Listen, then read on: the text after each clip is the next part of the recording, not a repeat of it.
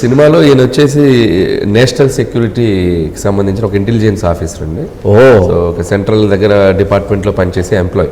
Okay. So ఆయన్ని మన తెలుగు అతనే కాబట్టి నేనేంటంటే జనరల్గా హీరో పేర్లు కాస్త పవర్ఫుల్గా కొద్దిగా స్ట్రైకింగ్గా పెడతారు. ఓకే. నేనేంటంటే అసలు ఫస్ట్ హీరో క్యారెక్టర్ని చాలా సింప్లిఫై చేద్దాం, చాలా గ్రౌండెడ్గా పెడదాం అని చెప్పి ఆయన ఒరిజినల్ పేరే పెడదాం అని చెప్పి ఆ శంకర్ వరప్రసాద్ అని పెట్టాం.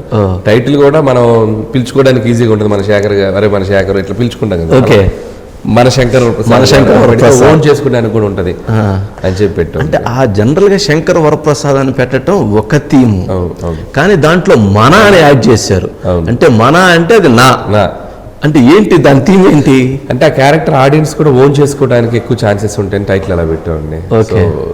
ఇప్పుడు ఎవరైనా ఇప్పుడు మన అన్నామంటే అంతే కదా, మన తెలియకుండా టైటిల్ పలికేటప్పుడు మన మనం ఓన్ చేసుకుంటాం ఇది మంది అని ఆ పాజిటివ్ ఫీలింగ్ ఉంటుంది ఆడియన్స్ కూడా. సినిమా ఇది మన సినిమా అనే ఫీలింగ్ కూడా ఉంటుంది. ఓకే అని చెప్పి ఆ మన యాడ్ చేసాం. సో దాంట్లో అదే మన అనే దాంట్లోనే ఇది మనది ఫీలింగ్ క్రియేట్ చేసి మన చిరంజీవి మన శంకర్ ప్రసాద్ అనేది మిక్స్ కొట్టారు. ఓకే.